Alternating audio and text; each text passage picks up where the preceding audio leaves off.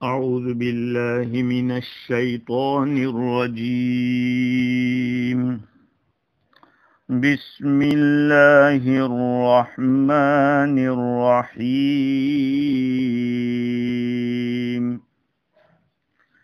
قال رب إني قتلت منهم نفسا فأخاف أن يقتلون وأخي هارون هو أفصح مني لسانا فأرسله معي يرد أن يصدقني إني أخاف أن يكذبون.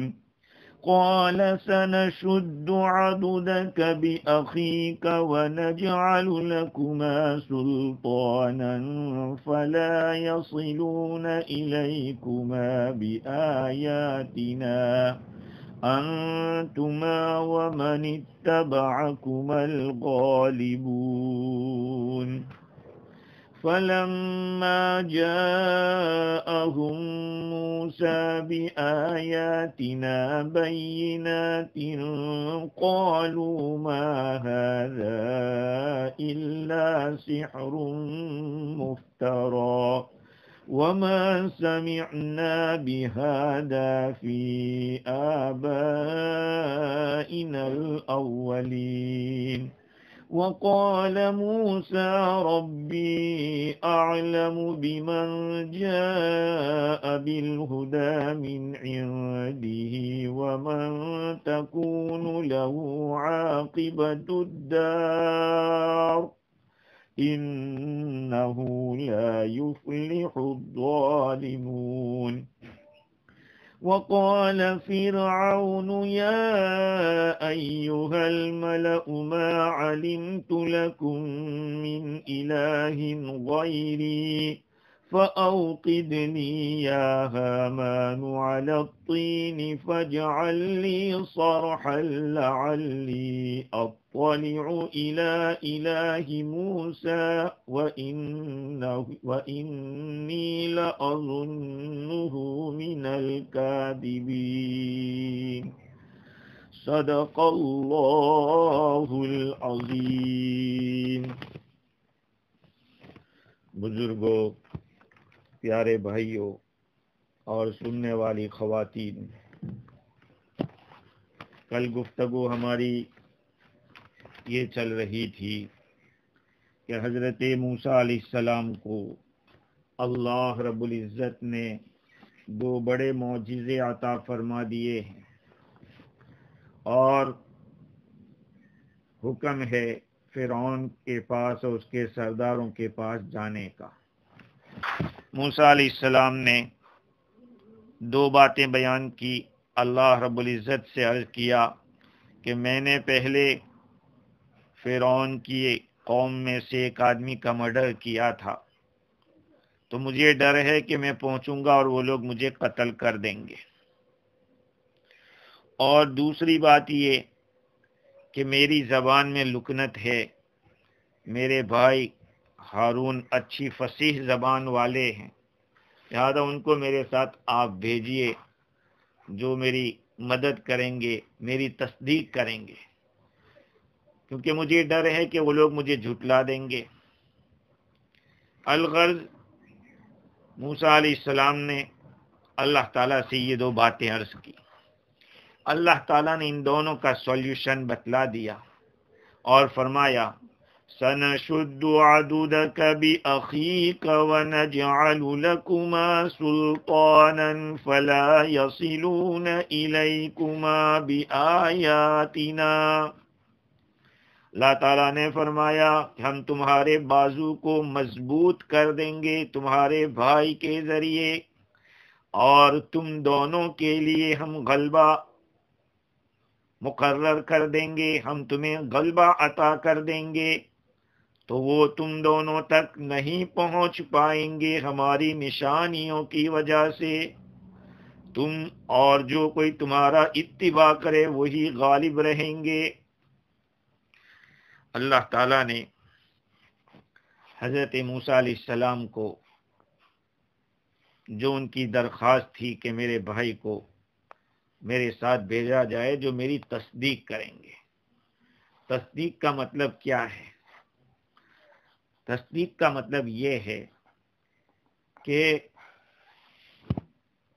میرا بھائی جو میں دلائل پیش کروں گا، جو مناظرہ ان سے کروں گا، اس میں میرا بھائی سپورٹ کرے گا، میری دلیل کو وہ واضح انداز میں بیان کرے گا۔ تو ایک تو یہ معجزات جمع ہوں گے، اور پھر جو دلائل ہوں گے، عقلی دلائل ہوں گے، اس کو میرا بھائی اچھی طرح واضح کرے گا، تو پھر فرعون تصدیق کر سکتا ہے۔ یصدقونی، فرعون میری تصدیق کر لے کہ میرا بھائی میری مدد کرے گا، تو فرعون تصدیق کرے گا۔ اور ایک صورت یہ ہے کہ ہارون میری تصدیق کرے، تو بھئی ایک تو یہ کہ موسیٰ نے سچ کہا ہے، اتنا کہہ دے موسیٰ نے سچ کہا ہے، یا لوگوں سے کہے کہ موسیٰ جو کہہ رہا ہے، موسیٰ علیہ السلام کو بتایا کہ میں آپ کے اوپر آپ کی بات کو میں مانتا ہوں، آپ کی بات صحیح ہے۔ اور دوسری صورت یہ کہ پبلک سے کہے کہ موسیٰ نے جو بات کہی ہے وہ صحیح ہے۔ لیکن یہاں پر صرف اتنا کہنا کافی نہیں ہے، بلکہ واضح دلائل کو فصیح زبان کے اندر پیش کرنا ہے، اور جو کچھ ان لوگوں کی طرف سے شبہات آئیں گے، جو کچھ وہ لوگ دلائل پیش کریں گے، ان کا جواب دیے جائے۔ حضرت موسیٰ علیہ السلام کے دل میں اللہ تعالیٰ نے یہ بات ڈالی، اللہ کے یہاں منظور ہوگا، نبوت حضرت ہارون علیہ السلام کے لیے ہوگی۔ اور اللہ تعالیٰ نے سے موسیٰ علیہ السلام نے دعا کی ہے کہ یا اللہ میرے بھائی کو میرے ساتھ بھیجو۔ اور ظاہری بات ہے کہ اگر حکمت کا تقاضا ہوگا تو اللہ قبول کر لیں گے، اور حکمت نہیں ہوگا تو اللہ نہیں قبول کریں گے۔ لیکن اللہ کی حکمت میں تھا یہ، ہارون علیہ السلام کو اللہ نے نبی بنایا۔ حافظ ابن کثیر رحمۃ اللہ علیہ نے وہ بات لکھی ہے جو کل میں نے عرض کی تھی کہ کسی بھائی نے اتنا بڑا احسان اپنے بھائی کے اوپر نہیں کیا جتنا کہ حضرت موسیٰ علیہ السلام نے اپنے بھائی کے اوپر کیا، کہ اپنے بھائی کو نبوت دلا دی۔ اب اللہ تعالی فرماتے ہیں کہ ہم تمہارے بازو کو مضبوط کر دیں گے۔ آدمی کا جو سولجر ہوتا ہے وہ اس کے ہاتھ کی طاقت ہوتی ہے۔ اگر سولجر کے اندر اور مساط مضبوط نہیں ہے تو پھر کیسے ہاتھ کام کر سکتا ہے؟ اللہ رب العزت نے جو الفاظ استعمال کیے ہیں اس میں سنشد عضدک، اے موسیٰ ہم تمہارے بازو کو، تمہارے سولڈر کو ہم مضبوط کر دیں گے اپنے بھائی کے ذریعے۔ چونکہ بھائی جو ہوتا ہے وہ اپنے بھائی کا خیر خواہ ہوتا ہے، اور جب مضبوط شولڈر ہوگا تو ہاتھ سے کام بھی اچھے طریقے سے ہو سکیں گے۔ تو اللہ تعالیٰ نے جو لفظ استعمال کیا وہ اسی طرح کا کہ جو مناسب حال، سنشد عضدک بأخیک وَنَجْعَلُ لَكُمَا سُلْطَانًا فَلَا يَصِلُونَ إِلَيْكُمَا بِآيَاتِنَا، اور ہم تمہارے لیے ایسی طاقت کر دیں گے، تمہیں ایسا تسلط دیں گے، ایسا پاور دیں گے کہ فرعون اور فرعون کے لوگ تم دونوں تک نہیں پہنچ پائیں گے ہماری نشانیوں کی وجہ سے۔ یعنی حضرت جعفر فرماتے ہیں کہ دشمنوں کے دلوں میں ہم ایسی ہیبت ڈال لیں گے، اور دوستوں کے دلوں میں ایسی محبت ڈال لیں گے کہ جس کی وجہ سے وہ تم سے قریب نہیں ہو پائیں گے، وہ تم کو نقصان پہنچانے کی کوشش نہیں کر پائیں گے۔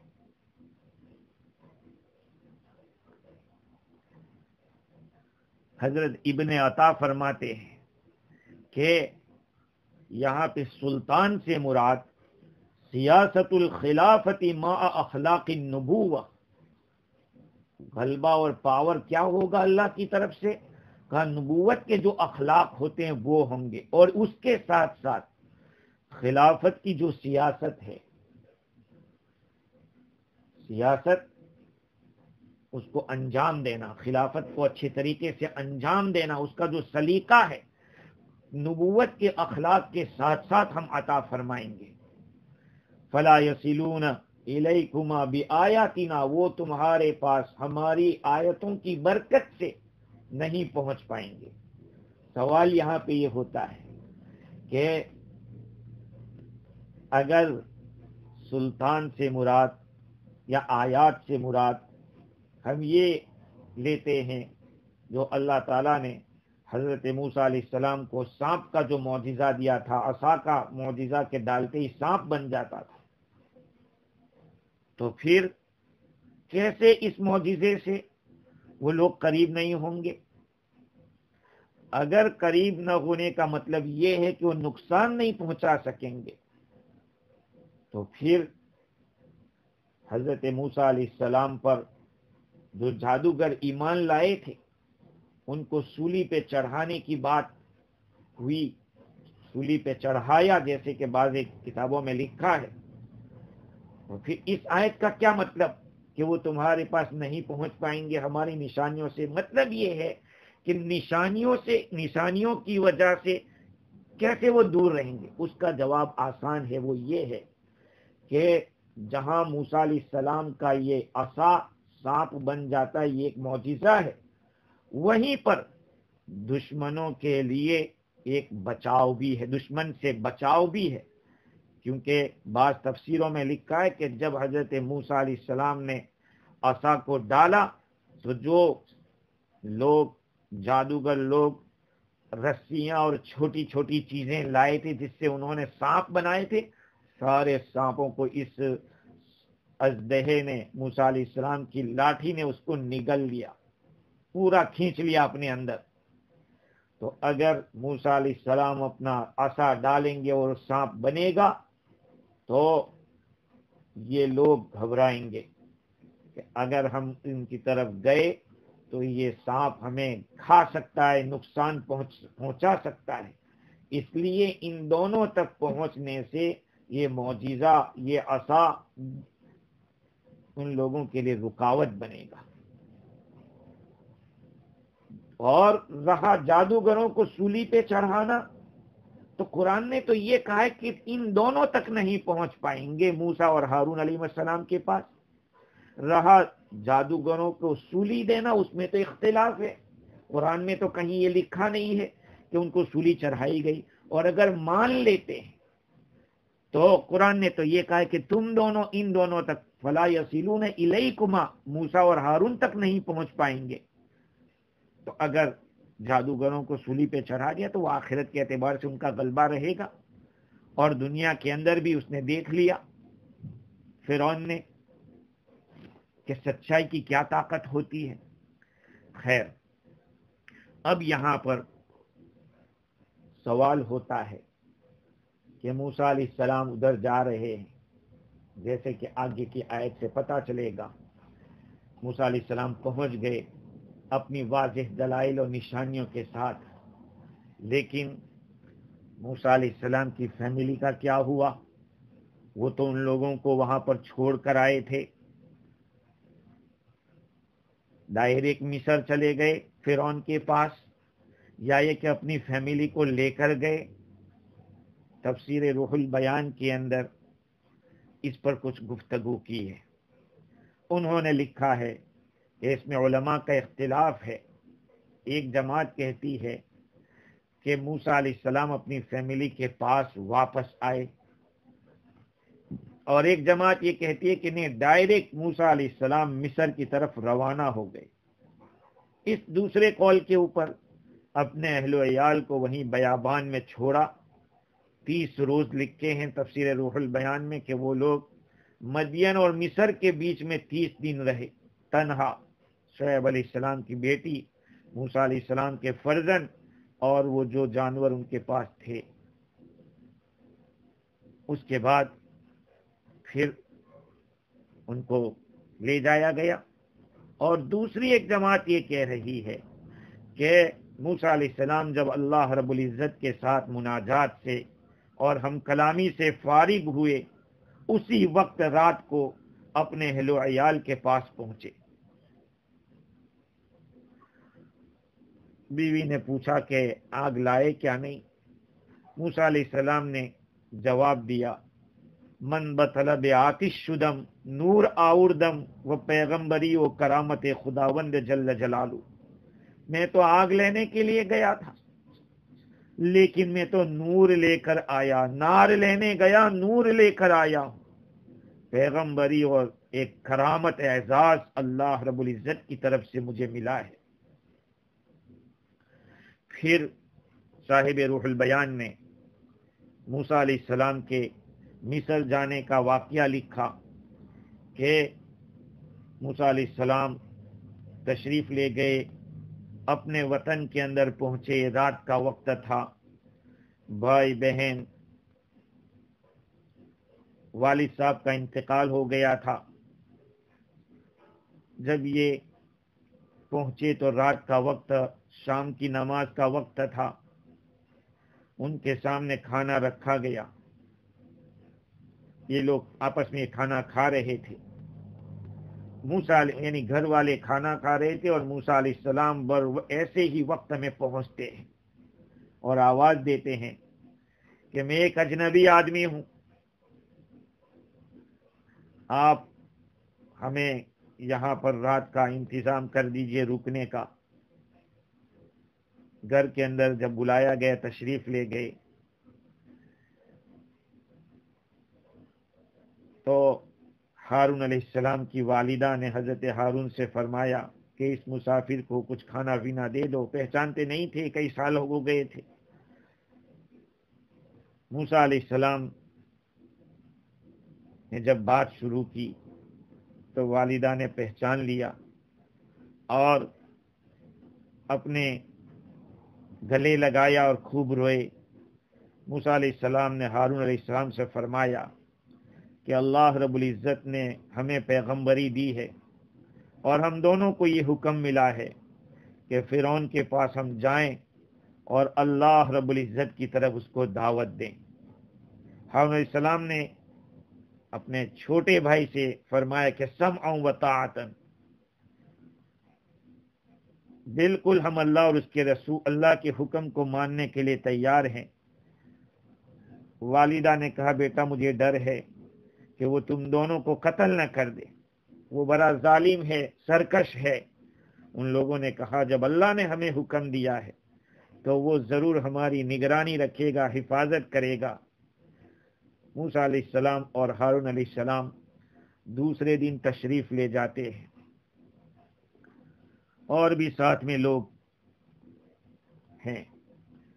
اب ظاہری بات ہے جب اللہ رب العزت نے فرمایا ہے کہ فَلَا يَصِلُونَ إِلَيْكُمَا بِآيَاتِنَا، یہ لوگ آپ دونوں تک نہیں پہنچ پائیں گے ہماری نشانیوں کی وجہ سے، اور وعدہ ہے اللہ کا انتما ومن اتبعکم الغالبون، تم اور تمہاری اتباع کرنے والے غالب رہیں گے۔ حضور اکرم صلی اللہ علیہ وسلم کے اوپر جب یہ آیت کریمہ نازل ہوئی، یا ایھا الرسول بلغ ما انزل الیک من ربک وَإِن لَّمْ تَفْعَلْ فَمَا بَلَّغْتَ رِسَالَتَهُ وَاللَّهُ يَعْصِمُكَ مِنَ النَّاسِ، اے رسول آپ تبلیغ کر دیجئے، پہنچا دیجئے ان باتوں کو جو آپ کی طرف، آپ کے رب کی طرف سے نازل کی گئی ہے۔ اگر آپ نے نہیں کیا تو اپنے رسالت کا حق ادا نہیں کیا۔ واللہ یعصمک من الناس، اللہ تعالیٰ آپ کی حفاظت کرے گا لوگوں سے۔ کتابوں میں لکھا ہے کہ پہلے حضور اکرم صلی اللہ علیہ وسلم کے یہاں حاجب رہتے تھے، یعنی دربان رہتے تھے آنے جانے والے سے بچاؤ کے لیے، پوچھتے تھے بھئی کیا کام ہے، کون ہے. لیکن اللہ رب العزت نے جب یہ آیت کریمہ اتاری کہ اللہ تمہاری حفاظت کرے گا، آپ نے سب کو منع کر دیا. اللہ نے ذمہ داری لے لی، واللہ یعصمک من الناس. اور اس میں کوئی شک نہیں، جو بھی اللہ کی آیات کو، اللہ کے دین کو پہنچائے گا، اللہ اس کی حفاظت کرے گا، اللہ تعالیٰ ان کی مدد کرے گا. خیر، بات یہاں تک پہنچتی ہے کہ حضرت موسیٰ علیہ السلام فرعون کے یہاں تشریف لے جاتے ہیں. بات تو یہ ہو گئی کہ اللہ تعالیٰ نے موسیٰ علیہ السلام کی دونوں باتوں کا جواب دے دیا. پہلا یہ کہ میں نے ان کے ایک آدمی کو قتل کیا تھا تو مجھے ڈر ہے کہ وہ مجھے قتل کریں گے، اس کا بھی جواب دے دیا. اور دوسرا سوال یہ تھا میری زبان میں لکنت ہے، اللہ تعالیٰ نے فرمایا کہ میں آپ کے بھائی ہارون کو نبی بناتا ہوں، وہ آپ کے ساتھ رہیں گے اور وہ آپ کی تائید کریں گے، آپ کے ساتھ رہیں گے. یہاں پر علماء نے ایک بات لکھی ہے، وہ یہ ہے کہ جب وعظ ہو تو اس میں اچھی خطابت اور فصاحت مطلوب ہے. آدمی جب بیان کرے تو بات بھی صاف ستھری ہونی چاہیے، گنجلک نہیں رکھنا چاہیے، اوپن بات سمجھانی چاہیے. خیر، اللہ تعالیٰ فرماتے ہیں موسیٰ علیہ السلام اپنے واضح نشانیوں کے ساتھ فرعون کے پاس پہنچتے ہیں. فَلَمَّا جَاءَهُم مُوسَىٰ بِآيَاتِنَا بَيِّنَاتٍ قَالُوا مَا هَٰذَا إِلَّا سِحْرٌ مُفْتَرًى وَمَا سَمِعْنَا بِهَٰذَا فِي آبَائِنَا الْأَوَّلِينَ. وقال موسى ربي أعلم بمن جاء بالهدى من عنده ومن تكون له عاقبة الدار إنه لا يفلح الظالمون. یہ بات حضرت موسیٰ علیہ السلام اور فرعون کے بیچ میں ہوتی ہے. جب حضرت موسیٰ علیہ السلام اور بھائی ہارون علیہ السلام دوسرے دن پہنچتے ہیں تو ان لوگوں نے جو وہاں پر تھے کہا کہ نہیں، ابھی ملاقات نہیں ہو سکتی. پیغام پہنچایا تب کہا کہ اتنی مدت کے بعد ملیں گے. فرعون کے پاس جیسے کہ روح البیان میں لکھا ہے کہ ایک مدت تک جانے نہیں دیا. اس میں بعض علماء نے لکھا ہے کہ اگر فرعون نے کچھ ٹائم دیا تو یہ ایک اچھی بات تھی ان دونوں حضرات کے لیے کہ اس مدت میں جو لوگ وہاں پر ہوں گے ان لوگوں میں دعوت چلے گی، اور جتنی لوگوں میں دعوت عام ہوگی اتنا ہی فائدہ ہوگا، اتنے ہی جتنی ان کی میجورٹی بڑھے گی فرعون کے سامنے جب جائیں گے تو اس کو بھی پتہ چل جائے گا. خیر، اللہ تعالیٰ فرماتے ہیں کہ موسیٰ علیہ السلام نے جب واضح دلائل اس کے سامنے پیش کیے تو اس نے اور اس کے درباریوں نے ایک ہی بات کہی. پہلی بات تو یہ کہی ما ھذا الا سحر مفترا، یہ تو بنایا جادو ہے، یہ ایک تیار کیا ہوا جادو ہے. دوسری بات کیا کہی؟ وَمَا سَمِعْنَا بِهَذَا فِي آبَائِنَا الْأَوَّلِينَ، یہ بات تو ہم نے اگلے باپ داداؤں میں نہیں سنی. یہ جو بات آپ کر رہے ہیں کہ اللہ ایک ہے، وہی سب کچھ کرنے والا ہے، اس نے ساری دنیا کو پیدا کیا اور ایک وقت سب چیزوں کو فنا ہونا ہے، دوبارہ زندہ کرے گا، پھر حساب کتاب ہوگا، اس اللہ نے مجھے نبی بنا کر بھیجا، یہ بات تو ہم نے کبھی سنی ہی نہیں. اگر ایسی بات ہوتی تو ہم اپنے بڑے بوڑھوں سے سنتے. یہ دو باتیں کہی کہ یہ تو بنایا ہوا تیار کیا ہوا جادو ہے، باندھا ہوا جادو ہے۔ اور دوسری بات یہ کہ ہم نے اپنے اگلوں میں یہ بات سنی نہیں ہے۔ اس کے جواب میں حضرت موسیٰ علیہ السلام نے یہ جادو نہیں ہے یا اس طرح کا کوئی جواب نہیں دیا، کیونکہ ان کا جو شبہ اور جو آبجیکٹ تھا وہ بالکل کمزور تھا۔ کیا جواب دیا موسیٰ علیہ السلام نے؟ وقال موسى ربي أعلم بمن جاء بالهدى من عندي، موسیٰ علیہ السلام نے فرمایا کہ میرا رب خوب جانتا ہے اس کو جو اس کی طرف سے ہدایت لے کر آیا ہے۔ وہ اپنے بارے میں فرما رہے موسیٰ علیہ السلام، اللہ کو پتا ہے، جو بھیجنے والا ہے اس کو پتا ہے کہ اس نے کس کو بھیجا ہے۔ ومن تكون له عاقبة الدار، اور اس کو بھی جانتا ہے جس کو آخرت کا گھر یعنی جنت ملنے والی ہے۔ بے شک بے انصاف لوگ کامیاب نہیں ہوا کرتے۔ فرعون نے جب حق بات سامنے آئی تو اس نے وہی بات کہی جو ایک زمانے قدیم سے چلی آ رہی ہے۔ قرآن مجید میں 27ویں پارے میں اللہ رب العزت نے اس طرح سے بیان کیا ہے،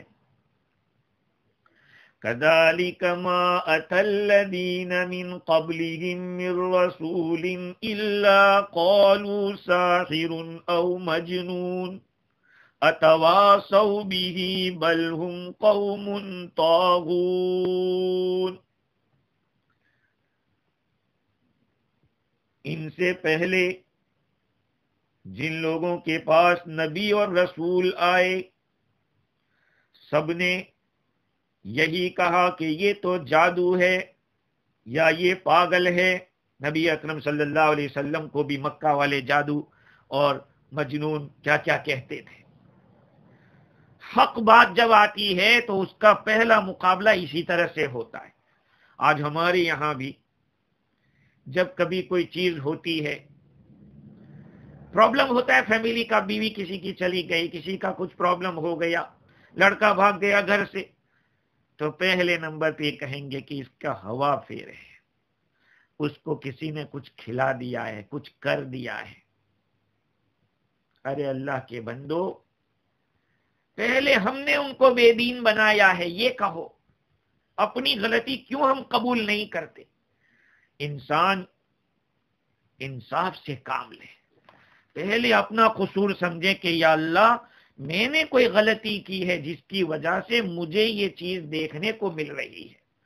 اللہ والے ان کی اگر سواری بھی کوئی حرکت کرتی تو وہ سمجھ جاتے کہ یہ میرے عمل کا نتیجہ ہے۔ آج دنیا میں یہی ہو رہا ہے، کوئی اپنی غلطی قبول کرنے کے لیے تیار نہیں ہے۔ کچھ بھی ہوتا ہے تو پہلے ہی کہتے ہیں کہ کسی نے کچھ کھلا دیا، کسی نے کچھ کر دیا۔ اللہ اکبر، اپنے اوپر نظر ڈالو کہ میں نے نمازیں چھوڑی ہے، میں نے حضور کی سنتیں چھوڑی ہے، میں نے اللہ کے احکام کو توڑا ہے، تو میرے گھر میں چین سکون کیسے آئے گا؟ پہلے مجھے اپنا معاملہ اللہ سے کلیئر کرنا چاہیے۔ تو خیر، قرآن کہتا ہے کہ یہ پہلے سے آتا ہوا چلا آتا ایک طریقہ ہے، لوگوں کی عادت ہے، جب کبھی کوئی رسول آیا تو یہی کہا کہ یہ تو جادو ہے یا یہ پاگل ہے۔ فرعون نے بھی وہی بات کہی کہ یہ تو باندھا ہوا جادو ہے۔ اور دوسری بات، آج بھی اگر کوئی دین کی صحیح بات آپ کسی کو بتاؤ تو کیا کہیں گے؟ ارے یہ تو ہمارے باپ دادا نے نہیں کیا، یہ کیسی نئی بات کر رہا ہے؟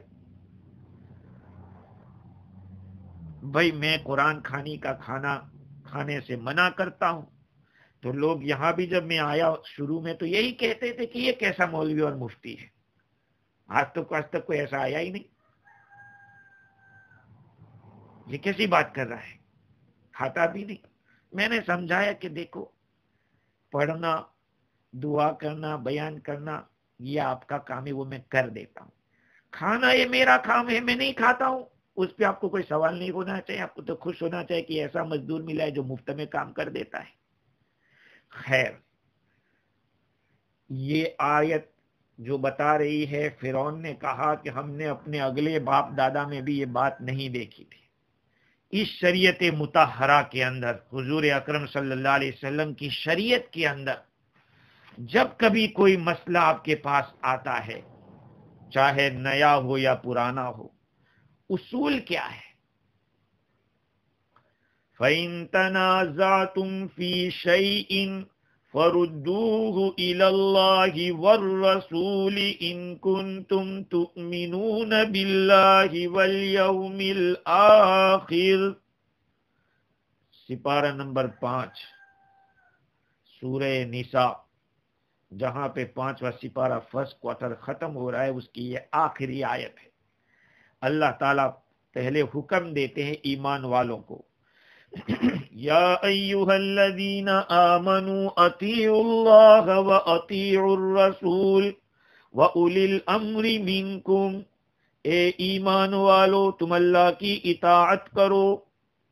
ایک پہلی بات بتائی، اطیعوا اللہ الگ سے بتایا، واطیعوا الرسول، اور رسول کی اطاعت کرو، یہ الگ سے حکم دیا. اللہ کی اطاعت، اللہ کے رسول کی. وَأُولِي الْأَمْرِ مِنْكُمْ، اور اولی الامر کو حضور اکرم صلی اللہ علیہ وسلم کے نیچے بیان کیا. رسول کی اطاعت کرو، اور اولی الامر سے مراد علماء کرام ہے. صحیح العقیدہ، ہاں اس میں تفسیر میں اولی الامر سے حکام بھی مراد لیے ہیں.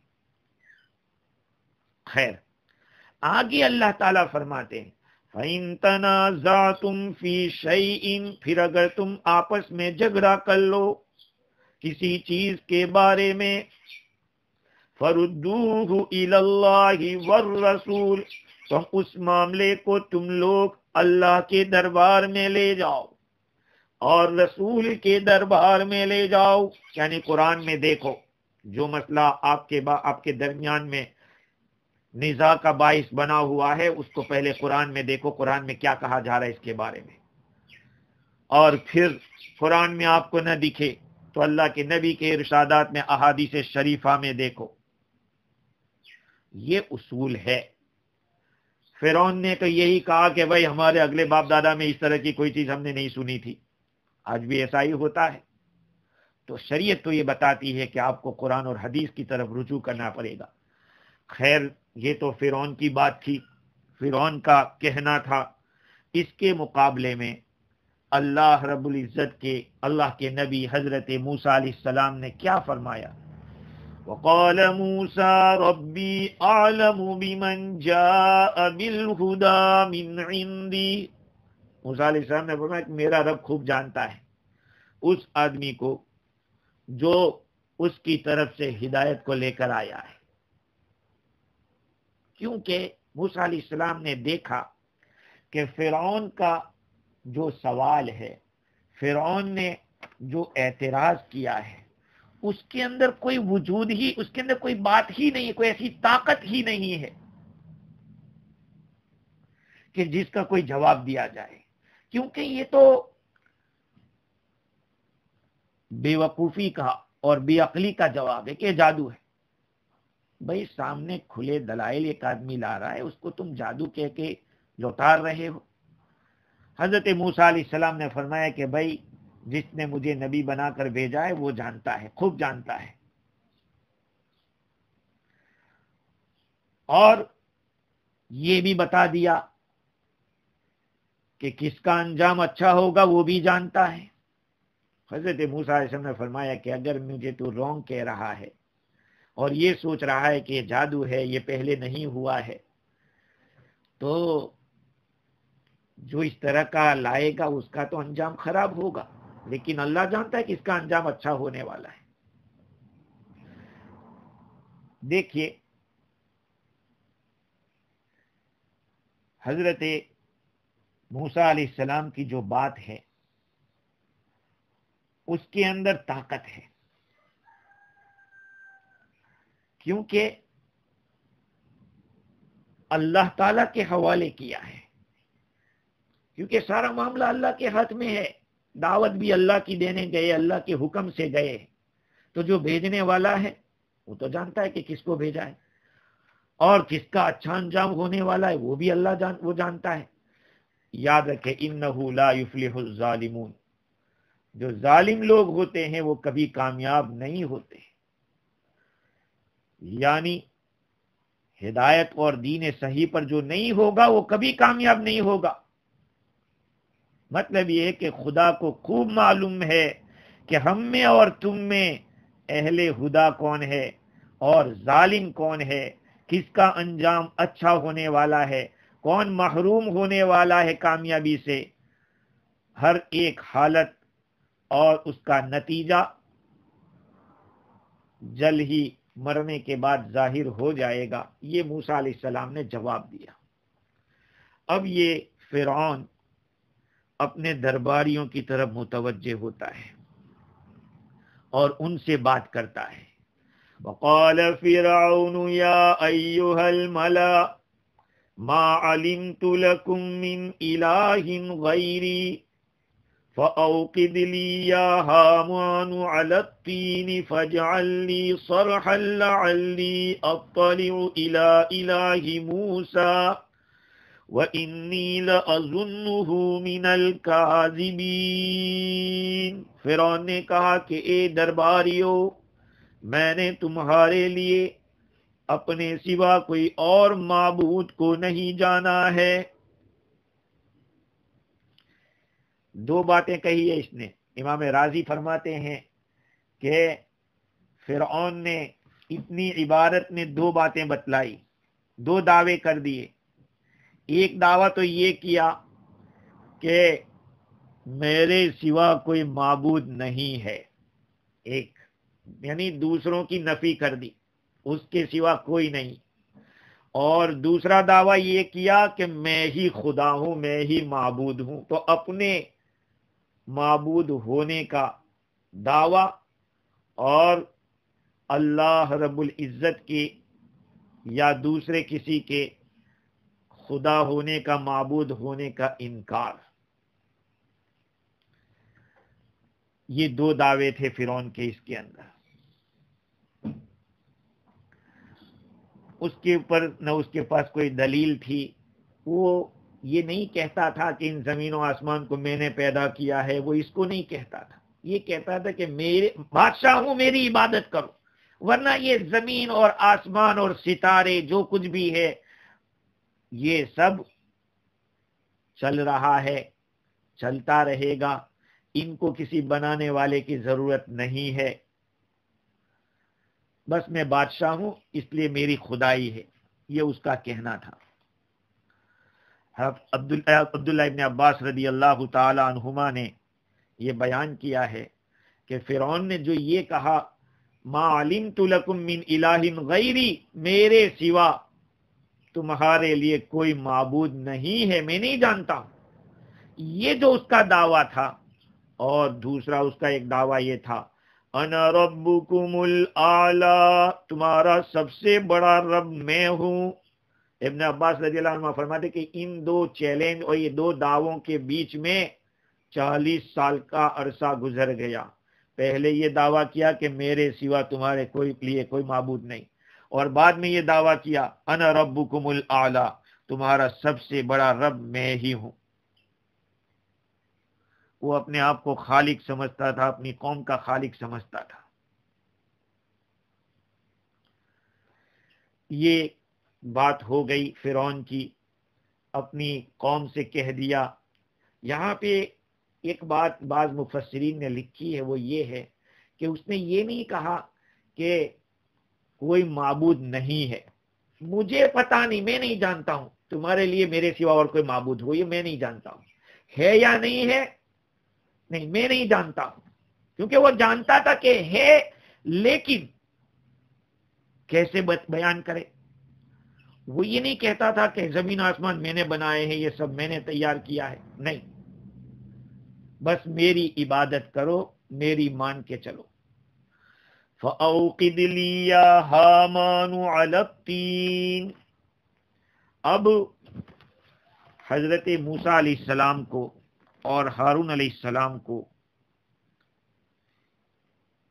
لوگوں کے سامنے چھوٹا دکھانے کے لیے یا یہ کہ ان کے دعوے میں غلط ثابت کرنے کے لیے ایک بیوقوفی والا کام کر رہا ہے۔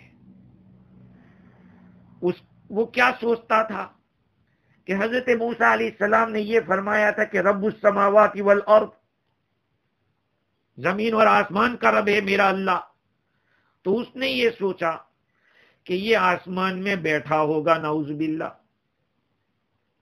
وہ یہ سوچنے لگا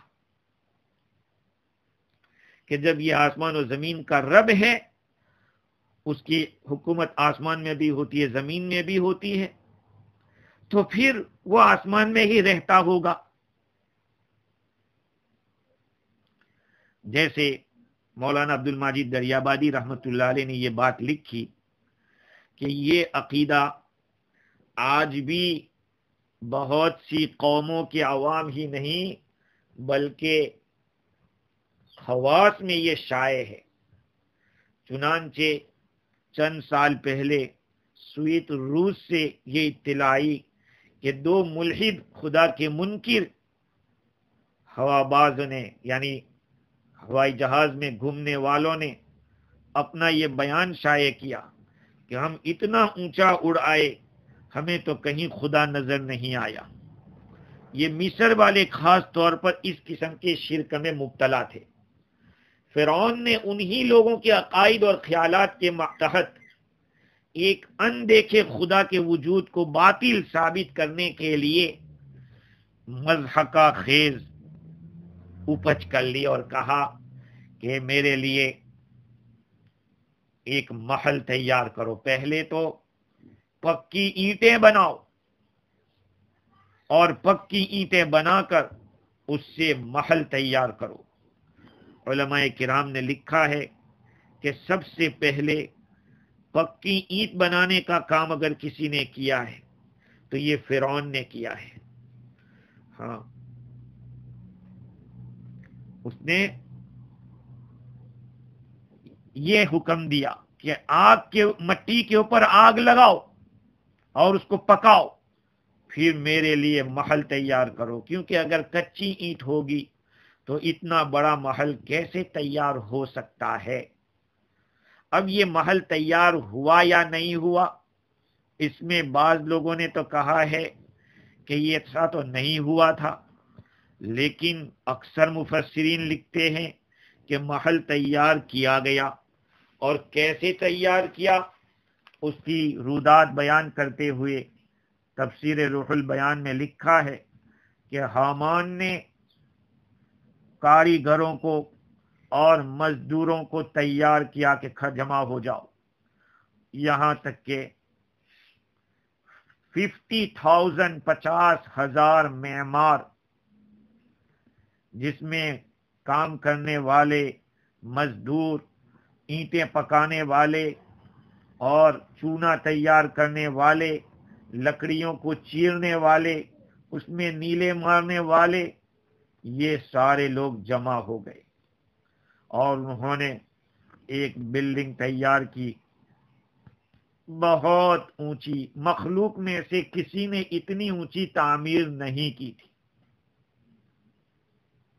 اللہ رب العزت جب کسی کی رسی ڈھیلی کرتا ہے تو خوب ڈھیلی ہونے دیتا ہے کہ جا، کہاں تک تو جاتا ہے۔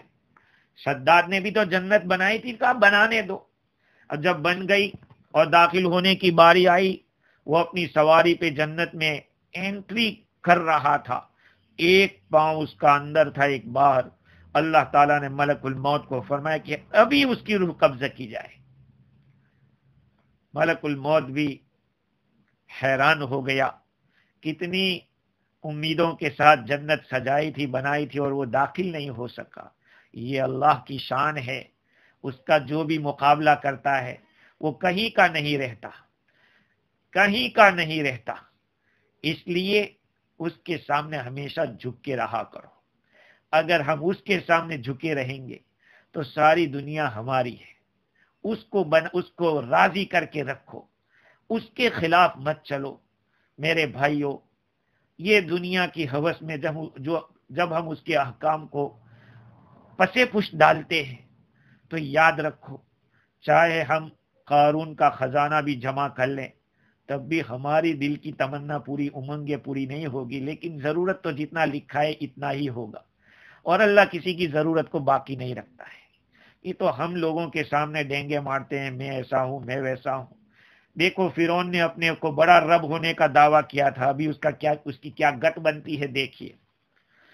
اس نے جب محل تیار ہو گیا،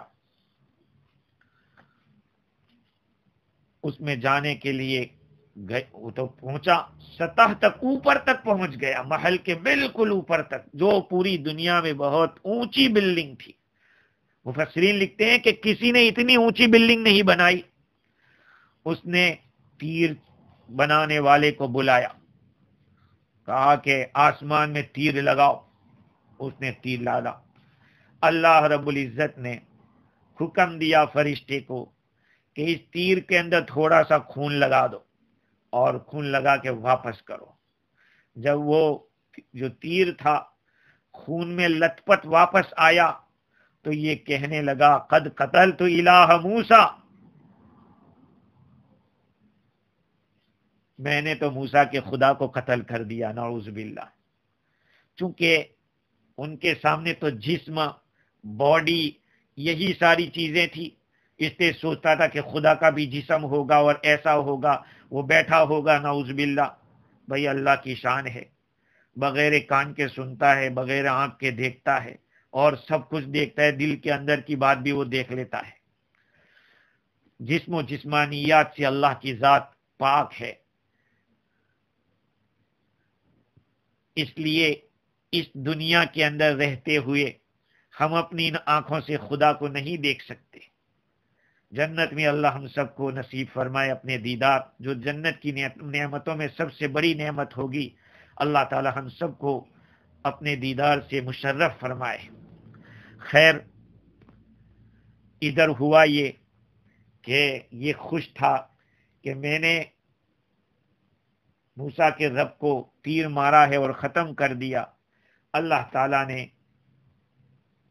جبریل امین کو بھیجا کہ جاؤ، سورج ڈوب رہا ہے اور اس کا جو محل ہے، اس نے جو تعمیر کیا ہے، اس کو اپنے پر سے گرا دو۔ جبریل امین نے اس محل کے 3 ٹکڑے کر دیے۔ ایک ٹکڑا تو فرعون کے لشکر کے اوپر گرا، جس میں سے تقریباً 10 لاکھ آدمی مر گئے۔ دوسرا ایک ٹکڑا دریا میں گرا اور ایک ٹکڑا مغرب میں گرا۔ جس نے اس کی تعمیر میں جتنا جتنا حصہ لیا تھا وہ اس میں ہلاک ہوا۔ اللہ تعالی نے یہاں تو صرف یہ بتایا کہ فرعون نے آرڈر دیا۔ اب آرڈر دیا ہوگا تو آپ تو جانتے ہیں کہ بادشاہوں کے جو وزیر وزراء ہوتے وہ کٹ پتلی ہوتے ہیں، ادھر آرڈر دیا ادھر حرکتیں شروع ہو جاتی ہے۔ فرعون نے کہا کہ درباریوں، میں نے تمہارے لیے اپنے سوا کوئی معبود نہیں جانا ہے، مجھے معلوم نہیں تمہارے لیے کوئی دوسرا حاکم میرے سوا کوئی ہو۔ سو اے حامان بیچ میں لائے، جیسے دوسروں چھوٹے تو ایسے آرڈر دیتے ہیں، تو یا حامان، اس طرح کا جس کے اندر گھمنڈ ٹپکتا ہے، ابے ادھر آ، اس طرح کے الفاظ سے کسی کو معمولی سمجھ کے بلایا جاتا ہے۔ ایسے ہی فرعون نے یہ حکم دیا فاوقد لی یا حامان علی الطین، بیچ میں لایا۔ یا حامان پہلے لاتا تب بھی کچھ اس میں اکرام ہوتا۔ میرے لیے آگ کو روشن کرو، مٹی کے اوپر گارے کو تیار کرو اور اینٹیں پکاؤ۔ فجعل لی صرحا، میرے لیے محل بڑا اونچا، ایک اونچا محل بناؤ۔ لعلی اطلع الی الہ موسیٰ، تاکہ میں موسیٰ کے خدا کو دیکھ لوں۔ وہ اتنا بے وقوف تھا، پہاڑوں پر آدمی کتنے اونچے اونچے پہاڑ پہ آدمی جب چڑھتا ہے، وہاں جا کے آسمان ایسے ہی لگتا ہے جیسے زمین کے نیچے سے، پہاڑ کے نیچے سے ہم نے دیکھا تھا آسمان کو، ایسے ہی پہاڑ کی چوٹی کے اوپر بھی آسمان ایسا لگتا ہے۔ یہ بھی سوچتا ہوگا کہ اتنا اونچا پہاڑ محل بنا دیں گے، محل، وہاں سے خدا دکھ جائے گا۔ لیکن جب دکھا نہیں، اس نے تو دیکھا کہ آسمان تو اتنا ہی دور ہے، تو کہا لاؤ تیر لگاؤ. وَإِنِّي لَأَظُنُّهُ مِنَ الْكَاذِبِينَ، میں تو ان کو جھوٹوں میں سے گمان کرتا ہوں. یہ شک والا ہے، اس کا کفر ہے وہ شک والا ہے. لَأَظُنُّهُ مِنَ الْكَاذِبِينَ، میں ان کو جھوٹے لوگوں میں سے گمان کر رہا ہوں. آگے اللہ تعالیٰ اسی فرعون کی باتوں کو تفصیل سے اور بیان کر رہے ہیں. انشاءاللہ العزیز مزید گفتگو آئندہ کل کریں گے. اللہ تعالیٰ نے دین کی صحیح سمجھ عطا فرمائے، عمل کی توفیق عطا فرمائے.